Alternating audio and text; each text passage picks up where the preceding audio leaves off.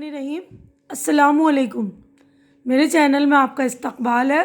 आज की ये वीडियो 7वीं क्लास की किताब अपनी ज़बान का चैप्टर नंबर 11 सबक नंबर 11 पत्थर का सूप एक कहानी है। उस कहानी को हम पढ़ेंगे।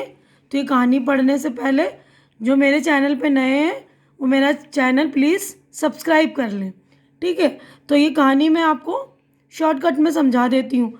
अगर पूरे चैप्टर की रीडिंग की वीडियो चाहिए तो आप मुझे बता दीजिए, मैं कमेंट करके बता दीजिएगा, मैं रीडिंग की वीडियो अपलोड कर दूँगी। तो ये आयरलैंड के एक बूढ़े की कहानी है जो बहुत ही अक्लमंद था। वो एक बार जो है अपने मुल्क से किसी दूर दराज सफ़र के लिए निकला। इसके पास जो कुछ रकम था ख़त्म हो चुका था और अब भूखे रहने की जो है नौबत आ गई थी। इसकी समझ में नहीं आ रहा था क्या करे। बारिश भी तेज़ हो रही थी, रुकने का नाम नहीं ले रही थी। उसके कपड़े जो है सारे भीग गए। रात का वक्त था और उसे बहुत दूर जाना था। वो सोच रहा था कि क्या करूं। कुछ दूर से जो है एक रोशनी दिखाई दी। वो जब पास गया तो उसने देखा कि कोई मकान है। तो उसने हिम्मत करके मकान का दरवाज़ा खटखटाया और दरवाज़ा खुला तो वो एक रसोई घर यानी किचन था। तो बूढ़े ने जो है बावर्ची से कुछ खाने को मांगा और खुशामद करने लगा कि आप मुझे प्लीज़ अपने कपड़े जो है सुखा लेने दीजिए, सर्दी के मारे काँप रहा हूँ और बहुत थक भी गया हूँ। बावर्ची ने जो बूढ़े को चुपचाप चूल्हे के पास बैठने की इजाज़त दे दी। आग तेज़ थी चूल्हे की, इसकी वजह से उसके कपड़े जो है जल्दी से सूख गए और बदन में गर्मी भी आ गई। अब बदन में गर्मी आने से उसकी भूख जो है और तेज़ हो गई। बूढ़ा अक्लमंद था, उसने एक तरकीब निकाली अपनी भूख मिटाने की। उसने बावर्ची से कहा कि मैं भी बहुत अच्छा बावर्ची हूँ, मैं एक ऐसा सूप तैयार कर सकता हूँ जिसमें बहुत कम खर्च होता है और इसे हम पत्थर से तैयार करेंगे। तो बूढ़े ने कहा कि मैं तुम्हें ये सूप बनाने बता देता हूँ कैसे बनाते हैं।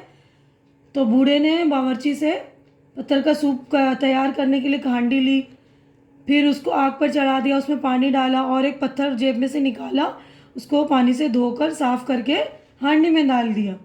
और जैसे ही पानी गर्म होने लगा तो उसने उस पानी को चखा और डिमांड की कि जैसे ये थोड़ा फीका है तो इसमें आप नमक डाल दीजिए। फिर नमक डालने के बाद उसने कहा थोड़ा सा आप मसाला भी डाल दीजिए। फिर जो जो चीज़ों की ज़रूरत होती है सूप के लिए वो सारी चीज़ें उसमें वो बावर्ची से डलवाता गया अपनी अक्लमंदी की वजह से। जब सूप तैयार हो गया तो बूढ़े ने क्या किया, ख़ुद भी पिया सूप और आधा सूप जो है बावर्ची को भी दिया और हांडी से जो है पत्थर निकाल लिया और धोकर इसे अपनी जेब में रख लिया। बावर्ची ये देखकर हैरत में पड़ गया कि मतलब ऐसा सूप मैंने कभी नहीं देखा जिसमें जो है पत्थर का सूप बनने के बाद भी पत्थर जूं का त्यों है। बूढ़े ने खूब डटकर सूप पिया। बारिश भी रुक गई थी, बूढ़े की भूख भी मिट गई। इसने जाने की इजाज़त मांगी। बावर्ची ने बूढ़े से वो पत्थर जो है 1 पौंड में ख़रीद लिया।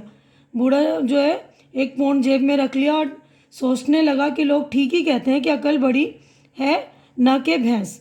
इस कहानी में बावर्ची की सादगी और नेकी से बूढ़े ने फ़ायदा उठाया और अपनी भूख भी मिटाई और 1 पौंड भी हासिल किया। तो हमें इस कहानी से ये सबक मिलता है कि हमें अक्लमंद तो होना चाहिए कि अक्लमंद होने से हम कोई तरकीब लगा लें और अपनी जो है मुश्किल आसान कर लें। लेकिन इंसान को इतना भी मतलब बेवकूफ़ या नासमझ नहीं होना चाहिए कि हमारी नासमझी का कोई फ़ायदा इतना ही आसानी से उठा ले, ठीक है ना। तो हम अगले सफ़े पर चलते हैं, हम मश्क की तरफ बढ़ते हैं हम। तो देखिए ये सफ़े पे मानी याद कीजिए। ये अल्फाज है, इसकी मीनिंग सूप, शोरबा, सालन, खुशामद, चिकनी चपड़ी बातें, चापलूसी, कसर है कमी है, टिकटिकी बांधना मुहावरा है यानी पलक झपकाए बगैर देखना, जूं का तू जैसा का तैसा यानी as it is. Pound England में चलने वाले सिक्के का नाम है, जैसे पाउंड कहते हैं ना आजकल। और देखिए एहसान मानना, ममनून होना, शुक्रगुजार होना। सोचिए और बताइए। तो यहाँ पर हमारे जो है सवालात हो गए शुरू। यहाँ 8 हमारे सवालात हैं, इसके जवाबात मैंने आप लोगों के लिए रेडी कर दिए, आप देख लेंगे। पहला सवाल मैं पढ़ रही हूँ, बूढ़ा कहाँ रहता था। इसका जवाब देखिएगा आप। तो जवाब देखिए, बूढ़ा आयरलैंड में रहता था। बूढ़े को सफ़र के दौरान क्या मुसीबत पेश आई। सफ़र के दौरान बूढ़े के पास जो कुछ था वो सब कुछ ख़त्म हो गया और वो भूखा रहने पर मजबूर भूखा रहने पर मजबूर था। बूढ़े ने बावर्ची से क्या दरख्वास्त की? बूढ़े ने बावर्ची से अपने कपड़े सुखाने की दरख्वास्त की। बूढ़े को अपनी भूख मिटाने के लिए क्या तरकीब सूझी? जवाब है, बूढ़े को अपनी भूख मिटाने के लिए पत्थर का सूप तैयार करने की तरकीब सूझी। पांचवा देखिए, बूढ़े ने पत्थर का सूप किस तरह तैयार किया? बूढ़े ने हांडी में पानी के साथ पत्थर और फिर बावर्ची से नमक, लहसुन, प्याज, दूध, मक्खन, मिर्च, तरकारी और गोश्त लेकर इस बर्तन में डाल दिया जिसमें पत्थर था। बावर्ची किस बात से हैरत में पड़ गया? बावर्ची इस बात से हैरत में पड़ गया कि पत्थर का सूप भी इतना मज़ेदार होता है। अब अगला क्वेश्चन देखिए, सातवां। बावर्ची ने बूढ़े को खुश होकर क्या दिया? बावर्ची ने खुश होकर बूढ़े को एक पूंछ दिया। आठवां है, बूढ़े ने ये क्यों कहा कि अकल बड़ी होती है ना कि भैंस? बूढ़े ने ये इसलिए कहा कि इंसान चाहे अपनी अकल से बड़ा और मुश्किल से मुश्किल काम आसानी से निकाल सकता है। जिसके पास अकल होगी वो कभी भूखा नहीं रह सकता। ठीक है, तब अगला क्वेश्चन हम देखेंगे। देखिए, यहाँ पर हमारे 8 हो गए जवाबात मुकम्मल, है ना। अब अगले सफ़े पर चलते हैं। ये देखिए, सही जुमलों पर सही का यानी ऐसे टिक का निशान और गलत पर रॉन्ग का निशान लगाइए। ठीक है, तो पहला है, किसी ज़माने में एक बूढ़ा रहता था, वो बड़ा बेवकूफ़ रहता था, वो था बड़ा बेवकूफ़। गलत। वो एक बार दूर दराज के सफ़र पर रवाना हुआ। सही। बूढ़ा सर्दी के मारे थर थर काँप रहा था। सही। बूढ़े के बदन में गर्मी आई तो उसकी भूख खत्म हो गई। गलत।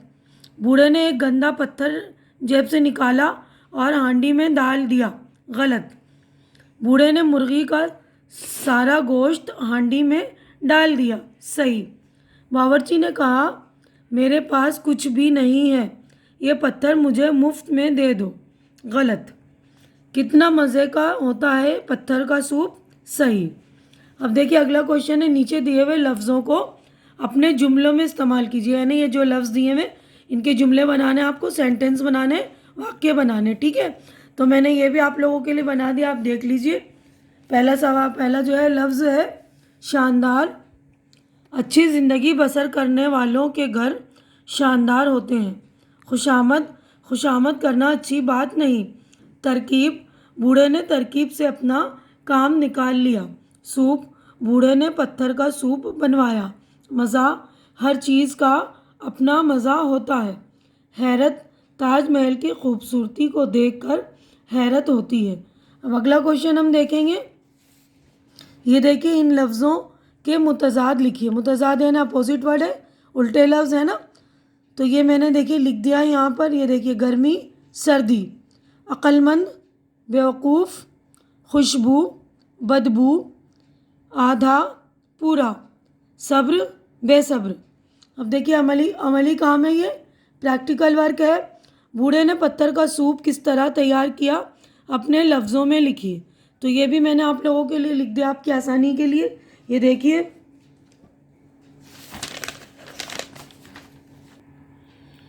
तो देखिए, बूढ़े ने पत्थर का सूप तैयार करने के लिए एक हांडी ली, इसमें थोड़ा पानी डालकर आग पर रख दिया। फिर इसने एक साफ़ पत्थर जेब से निकालकर धोकर पानी में डाल दिया। जब पानी गर्म हुआ तो बूढ़े ने इसको चखा, फिर नमक डाला, तरकारी भी डाली। कुछ देर बाद लहसुन, प्याज और मिर्च काट कर डाल दी। जब ये पक गया तो गोश्त लगी हुई बड़ी हड्डी से इसे चलाया। इसके बाद दूध और मक्खन हांडी में डाल दिया। जब ये खूब अच्छी तरह मिल गया तो आखिर में मुर्गी का गोश्त हांडी में डाल दिया। इस तरह मज़ेदार पत्थर का सूप तैयार हो गया। ठीक है, देखिए अगले सफ़े पर ये है, गौर करने की बात इसी सबक से मुताल्लिक है, यानी इसी सबक के अकॉर्डिंग है ये। इस कहानी में बावर्ची की सादगी और नेकी से चालाक बूढ़े ने फ़ायदा उठा लिया, अपनी भूख भी मिटाई और एक पूंछ भी हासिल कर लिया।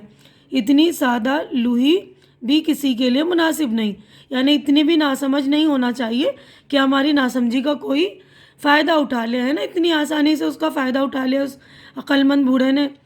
ठीक है, तो अक्लमंद तो होना चाहिए लेकिन इतना भी सादा और मतलब नासमझ नहीं होना चाहिए हमें। तो यहाँ पर जो हमारा चैप्टर हो गया कंप्लीट।